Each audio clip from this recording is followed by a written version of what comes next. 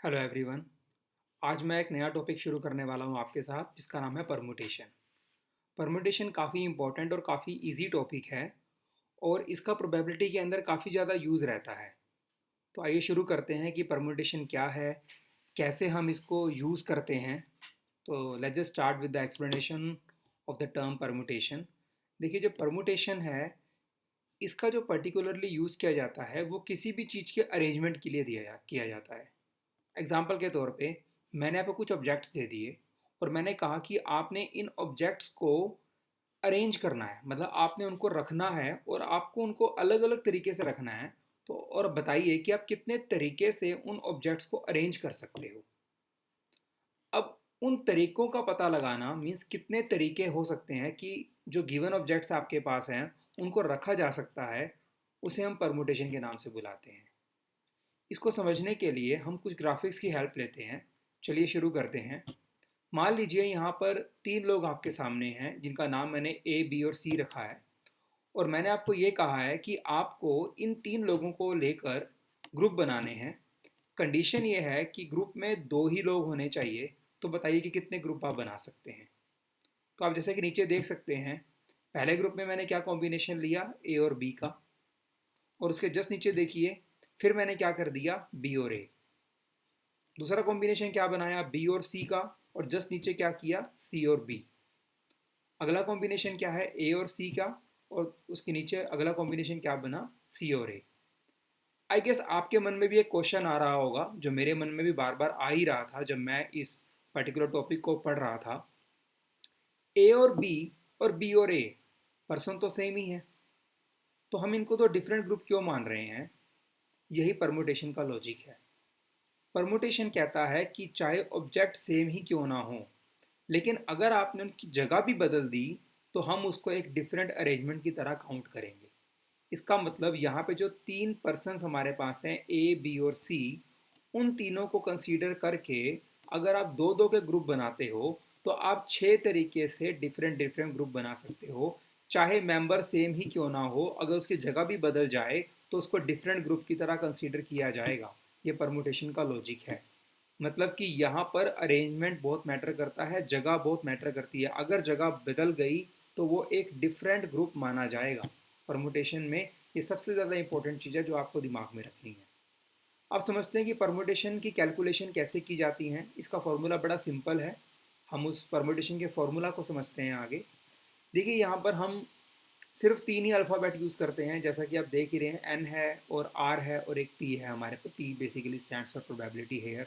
यहाँ पर एन का मतलब है टोटल नंबर ऑफ आइटम्स और आर का मतलब है number of items taken at a time. Okay, और हमने फैक्टोरियल यूज़ किया है।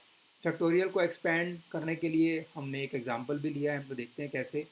मैंने एज्यूम कर लिया कि एन मेरा 4 है और आर मेरे पास 2 है। So and I am putting the value in the formula. तो आप देख सकते हैं 4 फैक्टोरियल, 4 माइनस 2 फैक्टोरियल।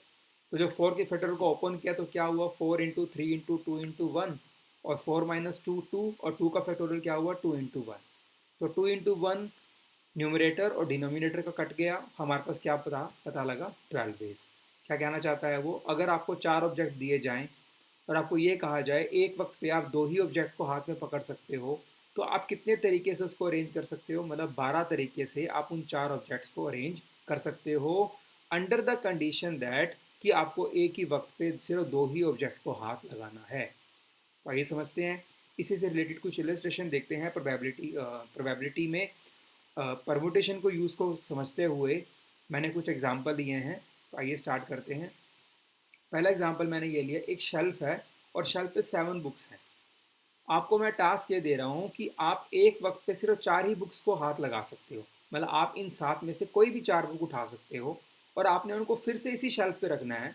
तो बताइए कि अगर आप एक ही टाइम पे सिर्फ चार ही बुक्स को हाथ लगाओ आउट ऑफ 7, तो कितने तरीके से आप इस शेल्फ के ऊपर बुक्स को अरेंज कर सकते हो। जैसा कि हमारा फॉर्मूला है N factorial N minus R factorial, जहाँ पे एन का मतलब क्या था, टोटल नंबर ऑफ आइटम्स, और आर का मतलब total number of items taken at a time. अब अगर आप शेल्फ में देखेंगे तो टोटल नंबर ऑफ बुक्स कितनी है, 7। लेकिन आपको क्या कहा गया है कि अगर आपने बुक्स को अरेंज करना है तो आपको एक वक्त पे सिर्फ चार ही बुक्स को अरेंज करना है। तो मतलब items taken at a time कितना हो गया, 4। मतलब n हो गया 7 और r क्या हो गया 4। तो हमने क्या किया, फॉर्मूला में पुट किया, हमने 7 का फैक्टोरियल लिया, 7 माइनस 4 फैक्टोरियल लिया।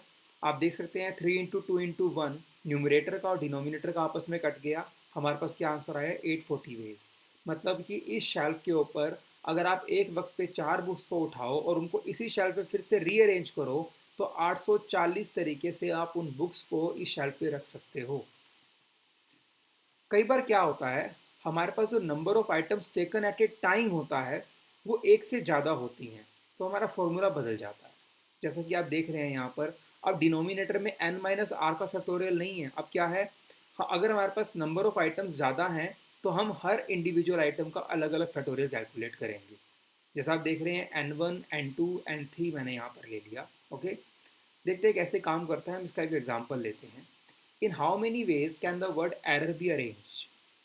देखिए, अब आपके पास एरर वर्ड के अंदर 5 लेटर्स हैं और आपने इन्हीं लेटर्स को यूज़ करना है बार बार और बताना है कि इन लेटर्स को यूज़ करके आप कितने तरीके के वर्ड्स और क्रिएट कर सकते हो। जैसे कि आपने अ, जो ई आप देख रहे हैं एरर के अंदर, आपने उसको उठा के लास्ट में ले गए, आपने अल्फ़ा आपने कोई वर्ड बना दिया। ऐसे ही आपने ओ को उठा के फ्रंट पे ले आए, ठीक है, और ई को आप एंड में ले गए, आपने एक और वर्ड बना दिया। तो कितने तरीके से आप इन लेटर्स को अरेंज कर सकते हो। अगर आप इन लेटर्स को अलग अलग अरेंजमेंट की तरह सोचोगे तो आपको हर लेटर को छेड़ना पड़ेगा, हर लेटर को उठा के इधर से उधर ले जाना पड़ेगा, उसको डिफरेंट जगह पे प्लेस करना पड़ेगा। मतलब यहाँ पर क्या हो गया, हमारे जो नंबर ऑफ आइटम्स हैं, total number of item taken at a time है, वो क्या है, डिफरेंट है। तो हम निकाल लेते हैं पहले कि कितनी बार हम आर को छेड़ सकते हैं। एरर के अंदर आर कितनी बार यूज़ हो रहा है, 3 टाइम्स, तो मतलब 3 आर हैं जिसको हम डिस्प्लेस कर सकते हैं, अलग अलग जगह प्लेस कर सकते हैं। और ई कितना है, एक ही, तो हम एक ही ई है जिसको हम इधर से उधर ले जा सकते हैं। और ओ भी क्या है, एक है, हम उसको उसकी जगह को बदल सकते हैं। मतलब टोटल हमारे पास 5 लेटर्स हैं, जहाँ पर N1 N2 और N3 क्या है, 3 1 1।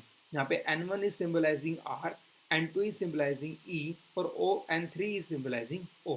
ओके, तो बाय पुटिंग द फॉर्मूला, अब देखिए मैंने यहाँ पर क्या किया, मैंने 3 का फैक्टोरियल लिया, डिनोमिनेटर में 1 का फैक्टोरियल एंड 1 का फैक्टोरियल, और मैंने जब सॉल्व किया तो मेरा आंसर क्या आया, 20 वेज। मतलब कि अगर हम इस एरर वर्ड के अंदर के जो लेटर्स हैं, अगर हम उनकी जगह बार बार बदलते रहें तो हम 20 अलग तरीके से हम अलग अलग वर्ड्स क्या कर सकते हैं, फॉर्म कर सकते हैं। हाउएवर, मैं यहाँ पर ये नहीं जानना चाहता कि जो आप वर्ड्स फॉर्म करोगे वो मीनिंगफुल होंगे या नहीं, बट हमें ये पता है कि हम 20 तरीके से उन लेटर्स को क्या कर सकते हैं, एक जगह से दूसरी जगह पर अरेंज कर सकते हैं।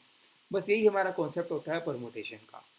देखिए, इस कॉन्सेप्ट की सबसे बड़ी प्रॉब्लम हमारे साथ क्या है, जो मैंने आपको शुरू में बताया था, वो ये है, हमने जब ग्रुपिंग की ए और बी और बी और ए, हालांकि ऑब्जेक्ट सेम है बट उनकी जगह बदल गई तो हमने उनको डिफरेंट अरेंजमेंट माना। ये इसकी एक प्रॉब्लम भी है और इसी प्रॉब्लम के कारण परमुटेशन को ज़्यादातर लोग यूज़ नहीं करते, ठीक है, और उसकी जगह पर जो कॉन्सेप्ट यूज़ करते हैं वो हमारे पास है कॉम्बिनेशन का, जिसके बारे में मैं आपसे अपने अगले लेक्चर में बात करूँगा। ओके, अगर आपको मेरा ये वीडियो अच्छा लगा हो तो प्लीज़ इसको लाइक एंड शेयर ज़रूर कीजिए। Thank you so much.